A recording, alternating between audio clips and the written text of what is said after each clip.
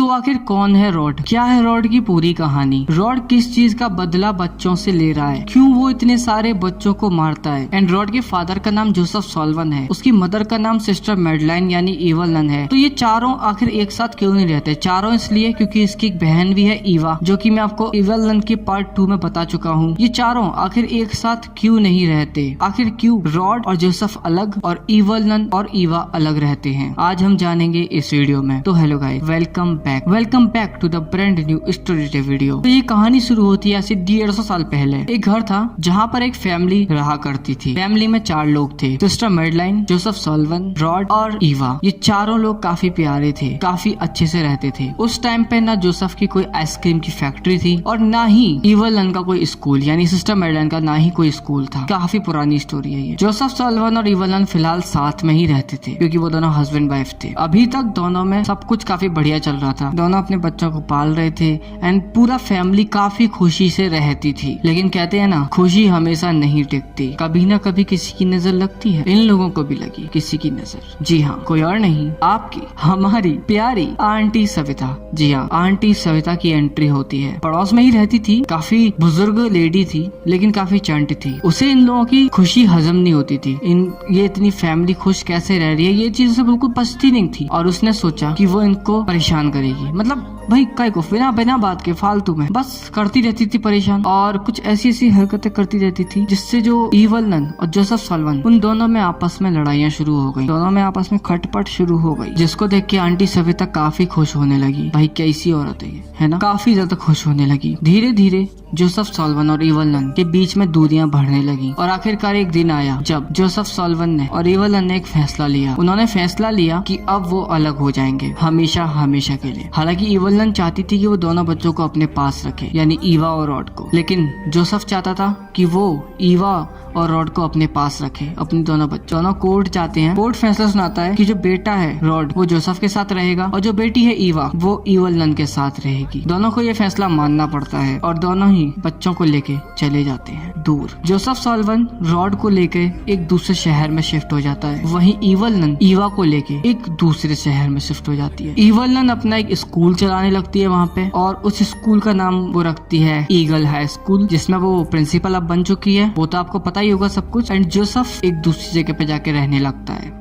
जहाँ पर वो अपनी एक आइसक्रीम की बहुत बड़ी फैक्ट्री खोल लेता है। उस फैक्ट्री में वो आइसक्रीम बनाता है। बहुत मेहनत से वो अपनी बच्चों के लिए आइसक्रीम की फैक्ट्री से मेहनत करके पैसे कमाता है। आज भी जोसेफ पैसे भेजता है इवल नन के घर पे, इवल नन के स्कूल में, इवल नन के लिए और उसकी बेटी ईवा के लिए। और दोनों अब इसी तरीके से रहते हैं अपने एक बच्चे के साथ। हालांकि ईवा और जो रॉड है वो आपस में मिलते रहते हैं, और कभी जब इवल नन का मन होता है रॉड से मिलने का तब वो रॉड को लेटर भेज देती है। ठीक है, आपको इसीलिए पता होगा कि रॉड को लेटर भेजती है इवल नन हमेशा, कभी साक्षात नहीं मिली उससे, है ना? एंड जो जोसेफ का कभी मन करता है अपनी बेटी से मिलने का तब वो उससे मिल लेता है। इसी तरीके से चलता है सब कुछ। लेकिन एक दिन इस कहानी में सबसे बड़ा मोड़ आता है, और वो आपको पता होगा, मैंने आपको बताया था एक स्टोरी डे वीडियो में। जोसेफ एक दिन आइसक्रीम बेचने के लिए अपनी ढकेल लेके जाता है एक इलाके में। जी हाँ, ये इलाका था स्कैरी टीचर का। यहाँ पर स्कैरी टीचर की बेटी आइसक्रीम खरीदने आती है। जैसे ही वो आइसक्रीम खरीदती है उसके बाद उसको कुछ ऐसा अजीब सा फील होने लगता है और वो बेहोश हो जाती है। इसके बाद स्कैरी टीचर घर से आती है और वो देखती है उसकी बेटी बेहोश पड़ी है और आइसक्रीम वाला भाग रहा है। लेकिन आपको पता ही होगा कि सच्चाई ये नहीं थी। सच्चाई ये थी कि उसकी बेटी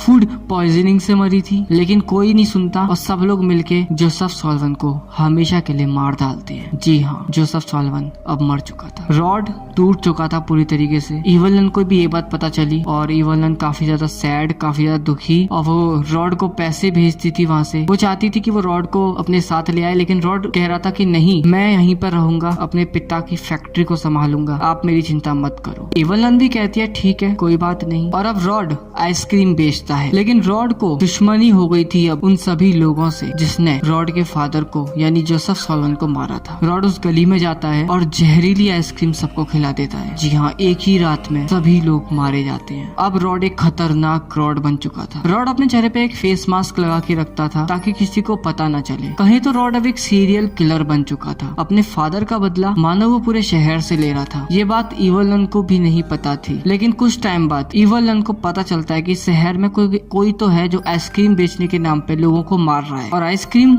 वेनिला फ्लेवर वाली होती थी। इवल नन को तब याद आता है कि जो जोसेफ था वो भी तो वेनिला वाली आइसक्रीम बेचता था उसे पता चल गया कि कहीं ना कहीं शायद ये काम रॉड कर रहा है। इवलन को कोई दुख नहीं हुआ, इवलन तो बल्कि खुश हुई कि उसका बेटा उसके फादर का बदला ले रहा है। इवलन ने अपने बेटे को रोका नहीं, उल्टा उसको प्रोत्साहन दिया और उसको लेटर भेजती थी। उसको कहती थी कि तुम जो कर रहे हो बेटा सही कर रहे हो, वेरी गुड, करते रहो, लगे रहो बेटा, लगे रहो। और रॉड सारे बच्चों का ब्रेन वॉश भी करता था और रॉड इसी तरीके से अलग अलग इलाकों में जाके कभी किसी स्टेशन पे, कभी किसी मॉल में, कभी किसी जगह जा जाकर लोगों को मार देता था और बच्चों को किडनैप कर लेता था। जी हाँ, वो बच्चों को किडनैप किस लिए करता था? पहली चीज, वो उन बच्चों की आइसक्रीम बना लेता था और दूसरी चीज, आपको याद होगा कि इवलन को अपना बेटी ईवा को वापस लाने के लिए एक रिचुअल करना था जिसके लिए उसे बच्चों की जरूरत थी और क्योंकि स्कूल के बच्चे सारे भाग चुके थे बैलून के साथ, तो उसे कुछ और बच्चे चाहिए थे। जी हाँ, रॉड कुछ बच्चे अपनी माँ यानी इवलन के लिए भी भेजता था। ये दोनों इस तरीके से खतरनाक हो चुके थे और रॉड ने अपनी फैक्ट्री की रक्षा करने के लिए, जी हाँ, ताकि उसकी फैक्ट्री में कोई आ ना पाए और कोई उसके राज ना खोल पाए, एक बहुत बड़ा, एक सेकंड, इसकी स्टोरी अलग से सुनाऊंगा। तो गाइस, ये थी रॉड की real life story. I hope आपको वीडियो पसंद आया। वीडियो पसंद आया तो लाइक करना,